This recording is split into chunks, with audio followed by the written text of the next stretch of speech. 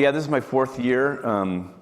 The first couple of years I was at YouTube first, and then Google proper second, and then the 3rd year I was at The Guardian, kind of at The Guardian, but more advising a coalition of European news media companies about distribution technologies, in particular the things that were lacking in the market that were required in order for there to be a viable economic opportunity for quality content in the digital ecosystem.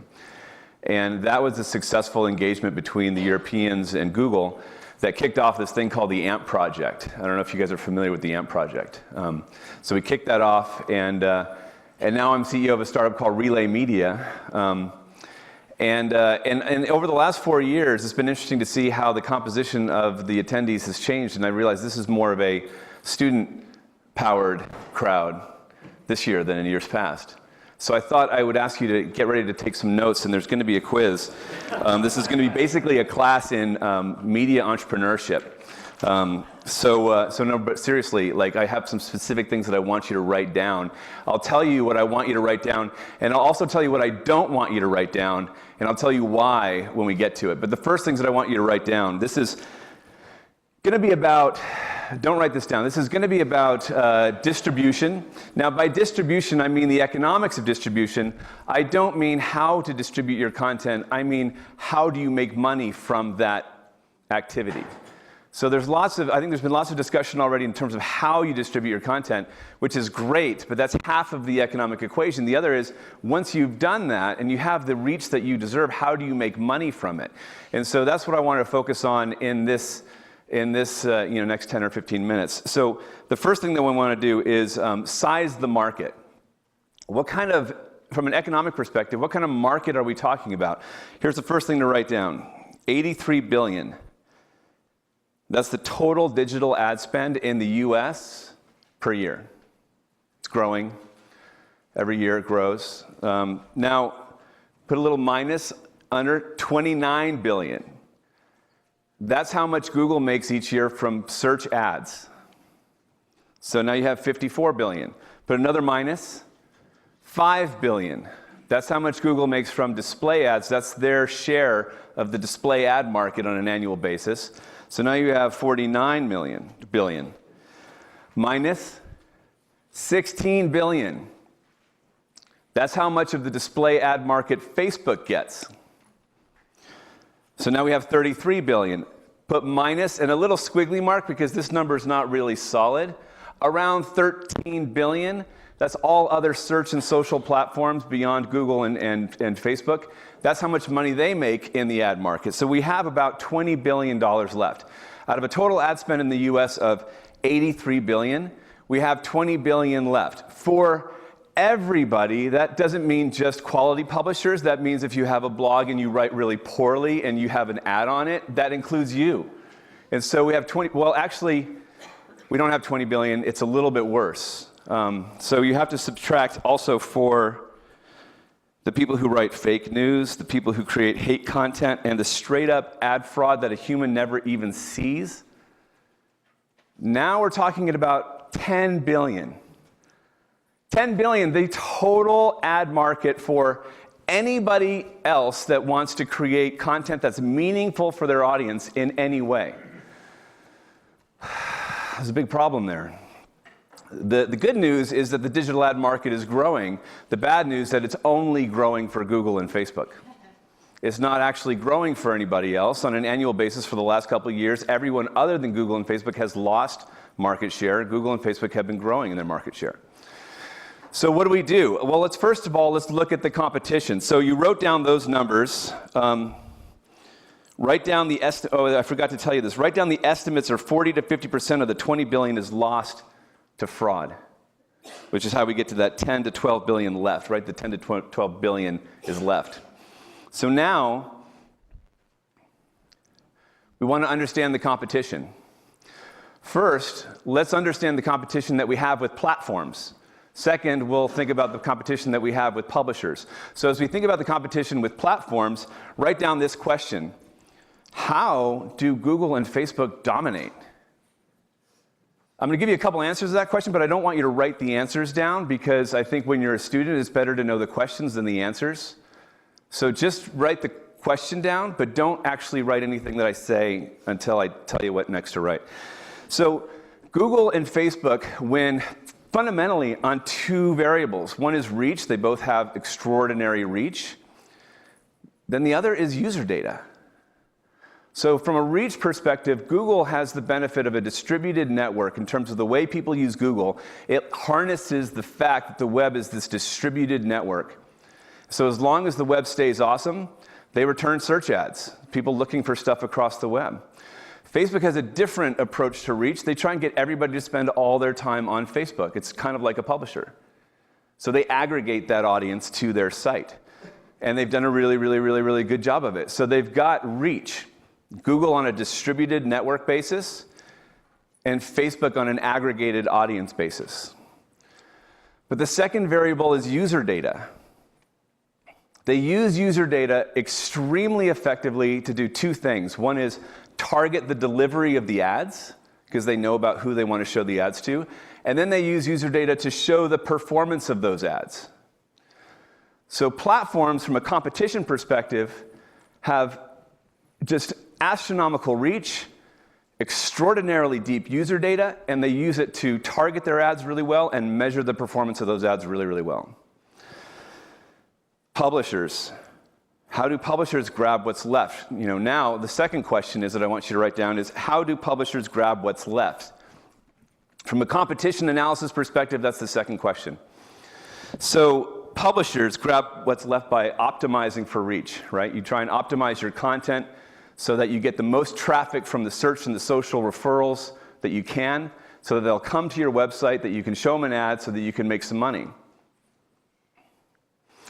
User data. They suck at it.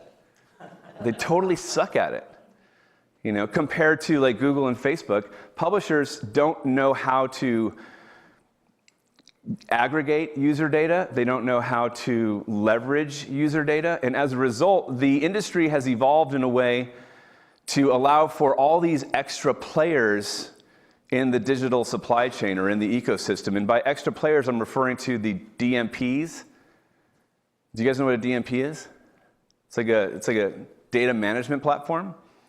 They do a bunch of different things, but one of the things that some of the DMPs do is they aggregate information about you while you travel the web. Does anybody have Ghostery installed on their browser? Does it freak you out when sometimes you go to some local site and it freaks you out, like all of these cookies that are loading up because I just loaded that page?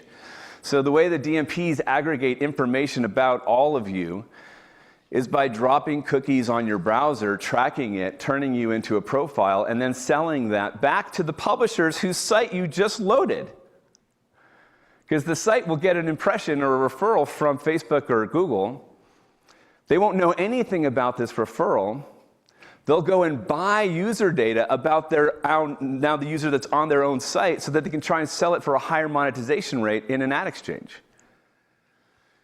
I mean, publishers have, unfortunately, come to this point in our history where they have no control. They're not benefiting economically from the use of user data, whereas Google and Facebook benefit from it tremendously.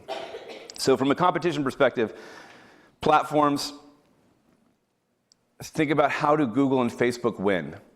From a publisher perspective, think about how publishers are losing. And you end up zeroing in on user data, and you end up zeroing in on reach. So the next thing I want you to write down is, how do we grow the economic opportunity? I mean, and this, kind of speaks to why I'm doing this. I think that, the question of motivation is always fundamental to anything that you do. And so the motivation here is, I'm really interested in trying to grow an economic framework that supports quality original journalism in the digital economy. Right now, we don't have that. Right now, we don't have that economic framework in place, and so as a result, quality original journalism cannot actually survive in the digital economy without additional revenue streams to try and support it while we try and figure out how to grow this digital economy. One of the big reasons why we don't have it is because over the last 10 or 20 years, we've evolved this digital economy in a way to provide incentives for everything other than quality content. Because of the way ads are bought and sold, and because of the way audiences are distributed across the web, the economic incentive is to create crap content as fast and as scaled as you possibly can. And that's the current economic framework that we have in the web model.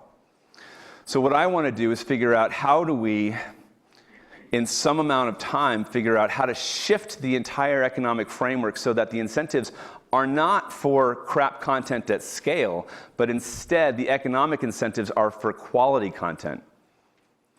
Now, this is a fundamental shift, but I believe it's totally important because if you don't have the economic incentives, you don't have scaled behavior. And what I think we need is that scaled behavior that is driven by an economic opportunity. Now, if we shift the economic incentives so that quality content is disproportionately benefiting on a financial basis from the way the web economy works, what do we then do? We start to disincent the production of crap content. So everyone's been talking a lot about fake news in the last few months. We're never going to get the Russians to stop. We will get the kids in Macedonia to stop if they can't make any money. And so if we disincent the activity of creating fake news by virtue of shifting the economics so that the incentives are in favor of quality content, we start to see all kinds of other effects that don't require law enforcement, don't require shaming strategies. Basically, we just make it so they don't make any money. So that's the goal, is how do we shift those economics? Because if we shift the economics of the web so that they disproportionately benefit quality content, we've now created an economic incentive to increase quality, and then that will start to scale. So that's why I'm doing this. Now, how do we do this? Well, the fundamental formula is this. You can write this one down. Reach times rate equals revenue. Super, super, super simple formula. How big is your audience? How much do you multiply them against from an advertising CPM perspective? That determines how much money you make. So let's start with the rate. Like, how do we shift the economics so that it disproportionately benefits quality content and disincentivizes the creation of crap content at scale? So let's start with the rate. One of the things that I'm very, very excited about that is starting to occur in the market right now is the rise of the PMP. Does anybody know what I mean by PMP? It's a private marketplace. I don't know if you've heard of, The Guardian was one of the first to do this at scale with FT, The Economist, Reuters, CNN International. It's called Pangea, based in the UK. It was those 5 organizations aggregating about 100 million monthly uniques with a direct sales operation so that now they could sit at the big boy advertising table for the larger ad deals because they had the scale required to actually have the conversation. Individually, they couldn't do it themselves. Collectively, they could. Now, that's not to say there aren't lots and lots and lots of problems to try and figure out along the way. Here in the US, I've been really, really happy to see similar efforts underway, in particular McClatchy, Gannett, Tronk, and Hearst. Those 4 aggregating about 165 million monthly uniques into Nucleus marketing solutions. A new direct sales operation talking to big agencies and advertisers, now with the aggregate scale necessary to have the conversation. On a local basis, I've been really, really, really excited to see the evolution of the local media consortium, LMC, and this guy, Rusty Coates, and what he's been doing, aggregating about 1,600 local media companies into a pool of inventory that they can start to sell programmatically, but through their programmatic channels, it's working out a lot better than it would be if they were all selling it individually in those programmatic channels. And I'm very, very, very excited. Now, the problem, though, that they all have to try and figure out how to get over and before they can know how to get the PMP to be getting the highest possible rate is that it's important that the members of these coalitions all share user data. The user data is the tide that all the ships float on. So if they can share user data amongst themselves, they can raise the tide, which is the CPM floor rate that they're selling in a direct sales operation basis to the major advertisers and agencies. Now, that may sound simple in concept. In practice, figuring out how to share user data across competitors is really, really, really hard. So one of the other things that I was working on here for a little while with the support of RJI was this notion of a global user data exchange operated as a nonprofit, effectively for publishers, where the idea is to create a privacy by design user data specification, so a way of managing user data that would allow publishers to aggregate first-party data so that they maintain the user's privacy, but then also have a thing that can be sold to other publishers in a user data exchange. If this existed, it would effectively disintermediate the DMPs in the marketplace, and by virtue of that, reabsorb the value that they are currently slurping up in the ecosystem back to the publishers, raising the tide. The good news is that Pangea, Nucleus Marketing Solutions, LMC, also TrustX, which is something that Jason Kent is doing out of DCN, about 20 different publishers participating in that private ad exchange. The good news is that all of that activity is forcing people down a path to figuring out how to share user data. I think it's going to take a little bit more time before we get to the point where they all realize that it actually needs to be a universal exchange, not individual exchanges, but we're going to get there eventually. And at that point, publishers will start to have the kind of user data that Google and Facebook have that benefit them so tremendously. But what about reach? So on the reach side, how do you get the biggest audience you can possibly get? I mean, you do what you do. I mean, every publisher is doing this. You optimize for search and social traffic referrals. Try and get as many people as you can to come to your site or come to your app. That's fine. Everyone's been doing that for a long time. You start to play off-platform, like Facebook Instant Articles, Google AMP. You start to allow your content to be published and syndicated in a broad manner. Like on Facebook Instant Articles, it works only in Facebook. So I say only because it's kind of funny to think of Facebook as only because it's so big, but it is actually only facebook.com. It's one domain. AMP is different. It's across every domain. It's across the whole entire open web. More publishers are starting to experiment with this, like spin up a group that does nothing but Snapchat, spin up a group that does nothing but Instant Articles, spin up a group that does nothing but whatever the other platform. This is all good. But what it does is it basically beholdens the publisher to the platform as the mediator between the publisher and the audience. So it can only go so far. So what if there was a way to do not like what Facebook does, but do like what Google does and benefit from the distributed nature of the web in growing the audience reach? So gaining audience everywhere other than your website and your app. Gaining audience across the entire, now, it used to be where you could do this, but you had to do it for free. Like anybody could take anybody's content and distribute it across a bunch of, a million domains, but you couldn't actually have those domains, like when your content renders on those domains, bring a greater revenue opportunity because you had no ability to port your business with it. That was the idea of AMP. Was to enable publishers to actually distribute their media business models so that if I distribute my content on 1 million domains, I have 1 million domains pinging my ad server, or if I have a paywall, I have 1 million domains firing my paywall logic, sending me referral data. So AMP is basically the first step towards a broader strategy to try and organize the open web in such a way as to make it as efficient for publishers as Facebook.com is internally to Facebook.com. So what if there was a way to do this? Now, I don't have an answer to give you on the reach side in terms of the exponential way of trying to harness the inherent distributed nature of the web, because that's what Relay Media is doing, and that's still top secret, so I can't tell you, otherwise I'd have to kill you. You're such a tease. Yeah. So, but with that, so questions other than that proprietary information. Yeah. We're going to do something. My whole goal was to try to get him to ask me a question.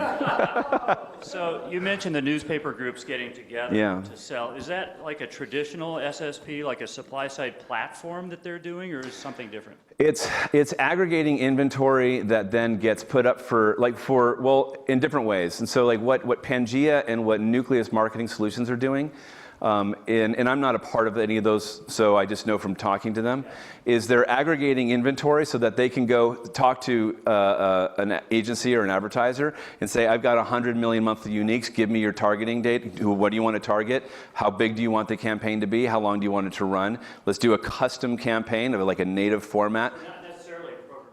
Not necessarily programmatic. Now, the LMC private exchange is programmatic.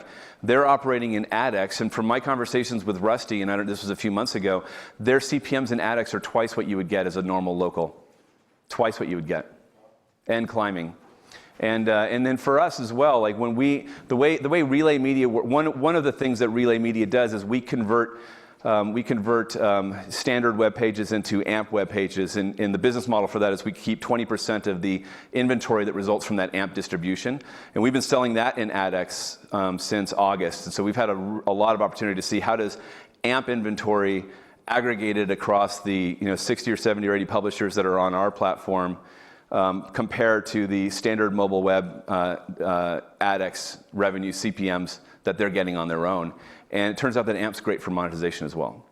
Because, I mean, the thing is that in a programmatic environment, which is really, now we're talking in orders of magnitude. So like in a programmatic environment, if you get a $2 CPM, if you were selling it direct, you'd get 20. So it's an order of magnitude different. But in that programmatic environment, if you are offering advertisers a clean, more well-lit, highly viewable place to brand, you get higher CTR, you have a higher CPM. So I'm actually bullish on programmatic.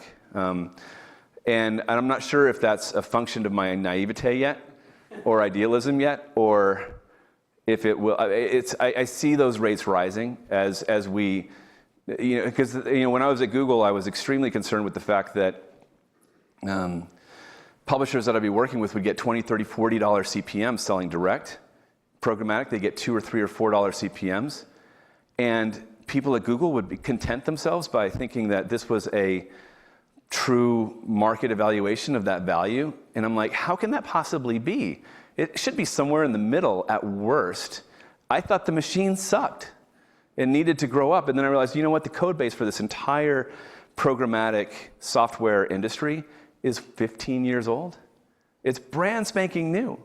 And so as the code base for that entire industry continues to rev, it moves that CPM more and more. And now we have the benefit of the fact that advertisers are increasingly concerned with branding against crap, bad stuff, or they're increasingly concerned with the fact that like 45% of the dollar that they spent actually got siphoned off to pure fraud, not even something that a human would ever see. So now in the last few months, everyone's really concerned about that. As they get more and more concerned about that, it's driving more and more pressure. One of the things that I thought was most interesting, I was talking to a friend, this guy named Eric Wheeler. He has this company called 33 Across. He's seeing more demand into his advertising inventory from PMPs, which means advertisers and agencies are having direct sales conversations with publishers that is resulting in demand for his ad tech. And that's good because that's a signal that the market is valuing quality more. And I'm seeing more and more of those signals over the last 6 to 12 months. And so I'm actually quite bullish. Now the thing that, probably the intellectual or the academic reason why I want to save the ad market so badly in the digital economy is because I think some content should be behind paywalls, but I don't want the journalism that is required to be free and self-governing to be only available to people who can pay. I want that stuff to be freely available, and that can only be done with ads. So, I mean, there's definitely use cases for paywalls. I mean, I think every local newspaper that has a hardcore reporter on the beat of the local professional team, there's probably a paywall that makes sense there. But for the stuff that's required to be free and self-governing, I mean, we need that to stay freely available, and the only way to do that is with ads. So, David Gehring, always thought-provoking. Thank you.